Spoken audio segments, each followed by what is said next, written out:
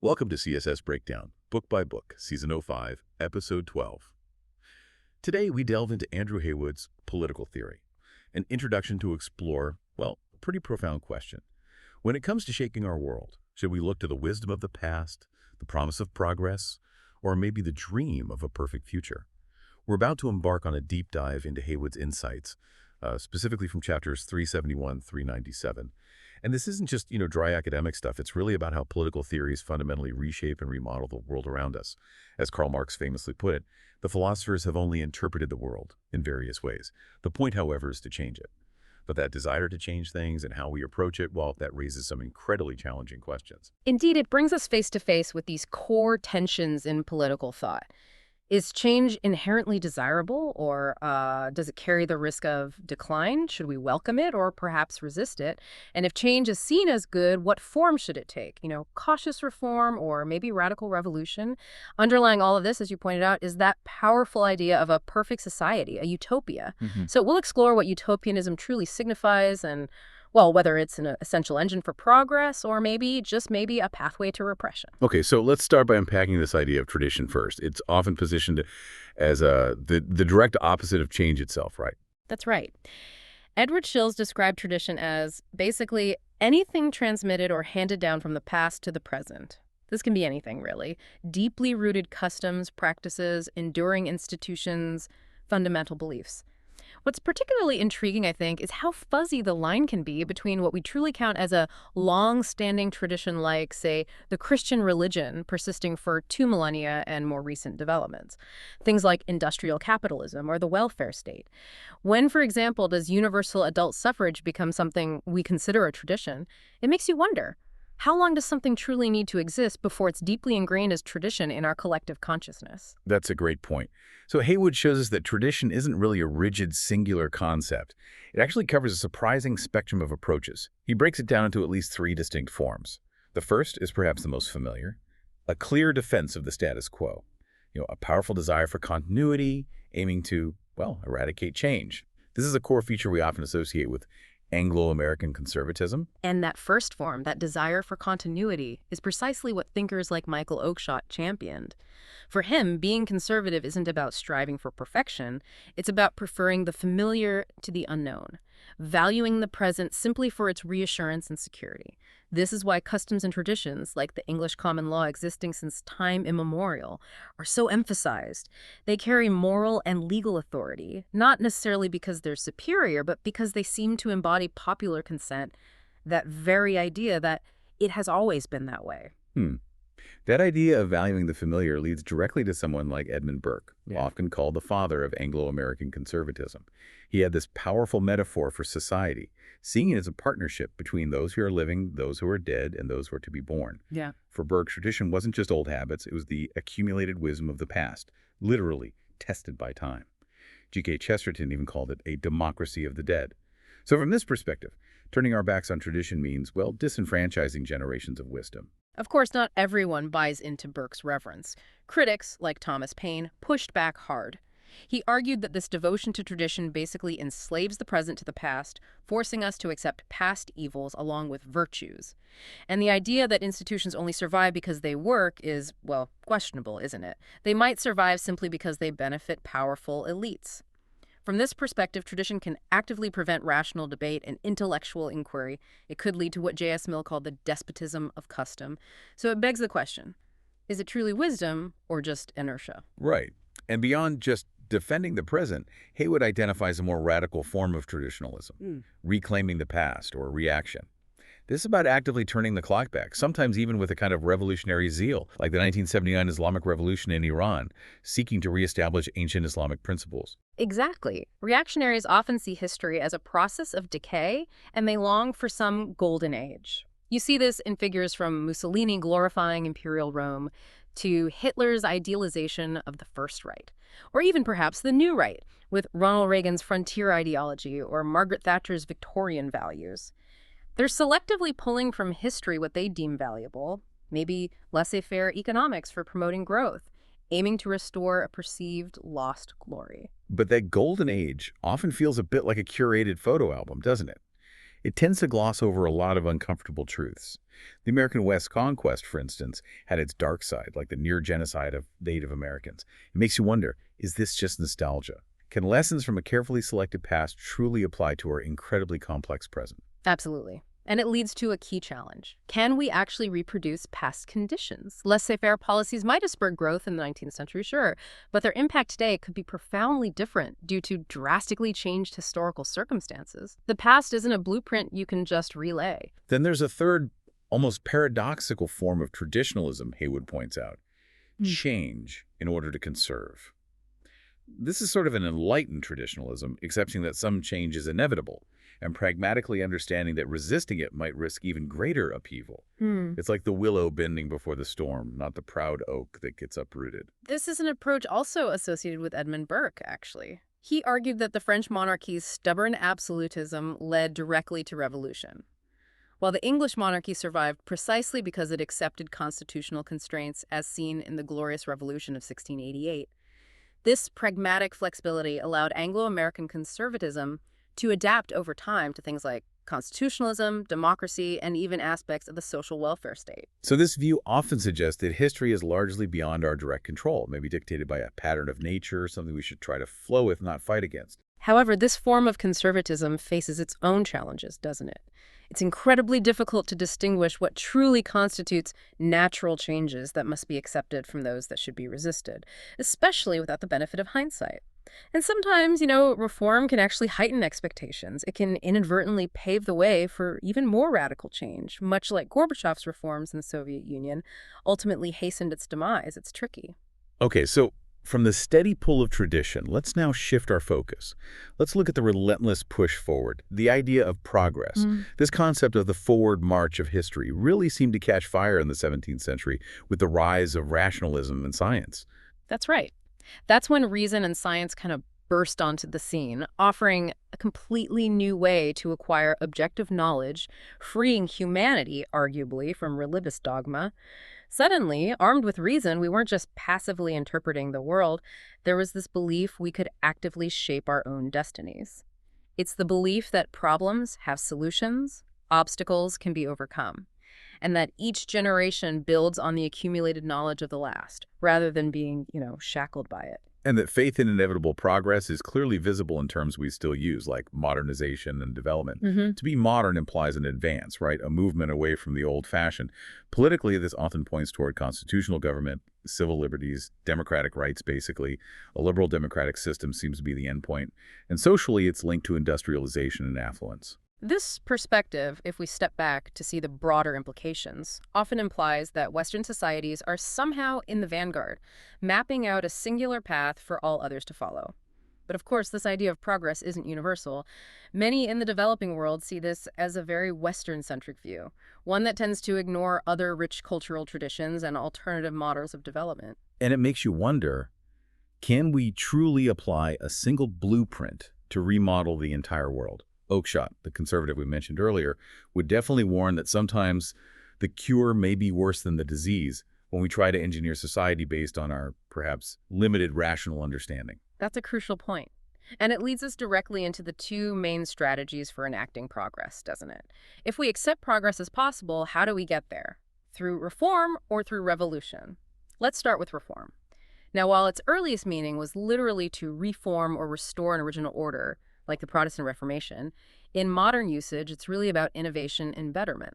So reform means changes within a system, trying to remove undesirable qualities without altering its fundamental character. It's change within continuity, as Heywood puts it, which requires a belief that the system can actually be saved or improved. Think of extending voting rights or making institutional adjustments within an existing constitution. It's a kind of qualified endorsement of the status quo. Exactly. And this preference for evolutionary change over revolutionary upheaval is embraced by liberals and also parliamentary socialists. Utilitarianism, championed by Jeremy Bentham, formed the basis for what was called philosophic radicalism, focused on the greatest happiness for the greatest number. And the Fabian Society, with its famous doctrine of the inevitability of gradualism, explicitly rejected revolutionary socialism. They believed a socialist society would gradually, peacefully emerge from capitalism. So what's the big appeal of this gradual approach? Why favor reform over something more drastic? Well, reform seems to offer two key advantages. First, it's generally peaceful and tends to maintain social cohesion. This makes changes more acceptable, even if those changes become quite fundamental over time, like the gradual extension of the franchise. Second, it's empirical and arguably scientific. It's a process of trial and error. You introduce changes, you assess their impact, and then you adjust. This helps ensure that our desire to change the world doesn't wildly outstrip our actual understanding of how it works. Okay, but then what about revolution? This is the most dramatic, the most far-reaching form of change. Literally the overthrow and replacement of an entire system of government. Historically, revolution sometimes meant restoring a proper natural order, a kind of cyclical change. Even the Glorious Revolution of 1688 and the American Revolution were seen by many participants as reestablishing a lost moral order. Right. But the modern concept of revolution was profoundly shaped by the French Revolution of 1789. That explicitly aimed to destroy the old order. This became the archetypal model for later European revolutions and directly inspired Marx. Then, the Russian Revolution of 1917, the first so-called socialist revolution, truly dominated 20th century revolutionary thought. It influenced movements in China, Vietnam, Cuba, Nicaragua, and elsewhere. And yet, when you look at different revolutions from Hannah Arendt, seeing them as this quest for freedom, to Marx's view of them as an inevitable march of history, or even the, backward-looking 1979 Iranian Revolution, they often defy a single, neat theory. The Eastern European revolutions of 1989-91, for example, saw a socialist revolution overthrown by a movement resurrecting pre-socialist principles. That casts significant doubt on a conventional, linear idea of historical progress, doesn't it? It really does. But despite their distinct characters, some common features do tend to emerge. Revolutions are dramatic and sudden, though an initial upheaval can lead to a much longer process, like the Russian Revolution spanning from 1917, potentially right up to 1991. They are usually violent, operating outside existing constitutional frameworks, although some, like the 1991 Soviet collapse, saw relatively little bloodshed. And while they often involve mass popular uprisings, the level of direct involvement varies. The November 1917 Russian Revolution, for instance, was arguably more of a coup d'etat. So the key virtue of revolution, its proponents would argue, is that it deals with the foundational character of a problem. If the system itself is defective, then only systemic root and branch change is appropriate. Patching it up won't do. And this is precisely why revolutionaries criticize reform so strongly. First, they argue reform often misses the target. It addresses superficial issues instead of deeper, fundamental problems like private property or capitalism itself. Even improvements like welfare rights, in their view, don't change the underlying class system. Second, and this is a really fascinating point, they argue reform may actually strengthen the existing system. How? By making it appear just and fair, thereby reconciling the masses to their exploitation. In this light, all reform might have a fundamentally conservative character, and this idea resonates beyond just socialism, influencing revolutionary forms of anarchism, nationalism, feminism, and even religious fundamentalism. Wow. Okay, so we've looked back to tradition and forward with progress. Yeah. But what about that ultimate aspiration? The dream of a perfect future, what we call utopia. Utopia. Coined by Thomas More back in 1516, it cleverly combines Greek words for no place, utopos, and good place, utopos. So it's that ideal, perfect society, but with this inherent ambiguity baked right in from the start. Does no place mean it doesn't exist yet, or that it fundamentally can't exist? And utopian itself is often used pejoratively, isn't it? Implying impossible or unrealistic goals. These are, first and foremost, imagined worlds.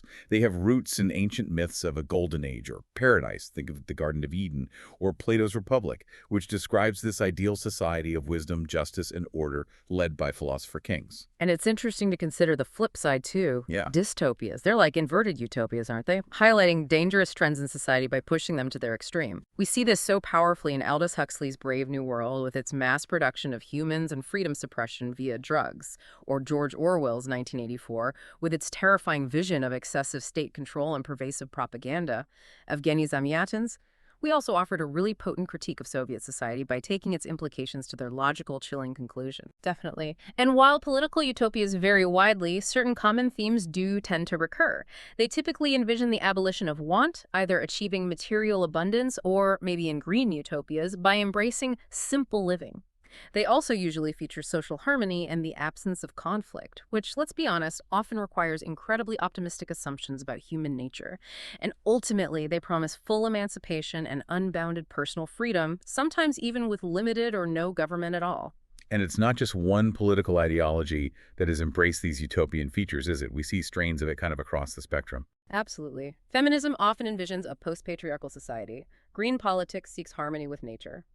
Cosmopolitanism dreams of one world based on global consciousness, fueled by ideas like universal human rights and celebrating cultural diversity. But the utopian impulse is especially strong in socialism, I think, with its core belief that humans are fundamentally cooperative and that greed is a corruption of society, not inherent. Early utopian socialists like Charles Fourier and Robert Owen even set up practical communal experiments to prove it. Marxism, despite critiquing other forms of utopian socialism, has its own powerful utopian goal, that classless, stateless communist society. And even liberalism, despite its usual focus on self-interest, has utopian potential through its faith in reason and education. That leads to concepts like William Godwin's stateless society, or even market utopianism in anarcho-capitalism, where Adam Smith's invisible hand is trusted to ensure general prosperity for all. So where does this leave utopian thinking today? I mean, it certainly had its moments, its peaks like after the French Revolution, during early industrialization, maybe in the 1960s with student radicalism. But it seems it's largely been a minority concern, and as we've seen, has faced some pretty fierce criticism. That's certainly true. The 20th century, especially with the disillusionment around actually existing socialism, often portrayed, as you said, as the god that failed, saw a really strong anti-utopian backlash. Some even argue that the very structure of utopian thought itself, its inherent blueprint-like nature, can lead directly to totalitarianism. The big question becomes, has utopia been entirely removed from the map of possible human futures? It's almost ironic, isn't it, that Marx himself, while pursuing his own communist utopia, dismissed other forms of socialism as utopian. He argued they weren't grounded in what he considered the concrete realities of history and society, and that they diverted energy from true emancipation. His scientific socialism claimed to show socialism as historically inevitable, not merely desirable. Exactly. But conservative thinkers offer an even deeper, more fundamental critique. They argue human nature is inherently imperfect and crucially unperfectible, fundamentally selfish and greedy, perhaps.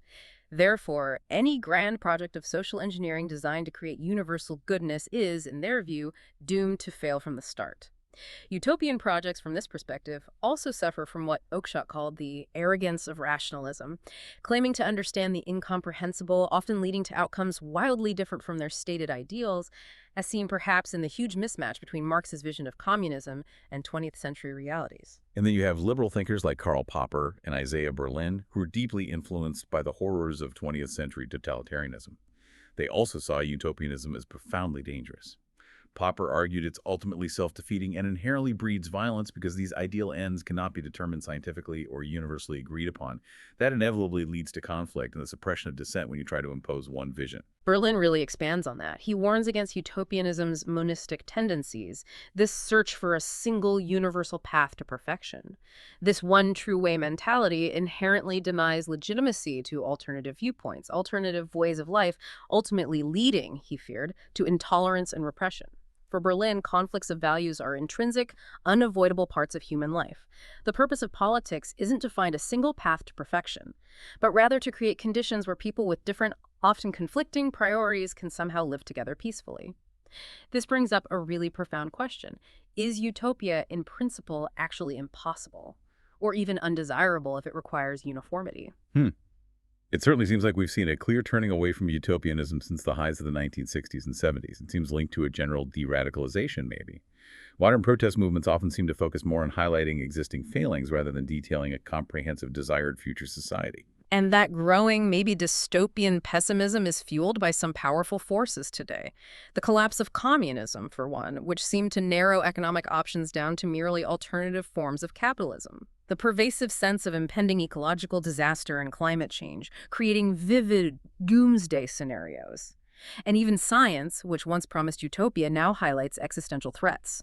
Think of Francis Fukuyama warning about unchecked biotechnological manipulation of DNA, altering what it even means to be human. Or John Gray suggesting humans are ultimately no different from other animals, with destiny largely beyond our control, potentially rendering both utopian projects and the very idea of progress kind of obsolete.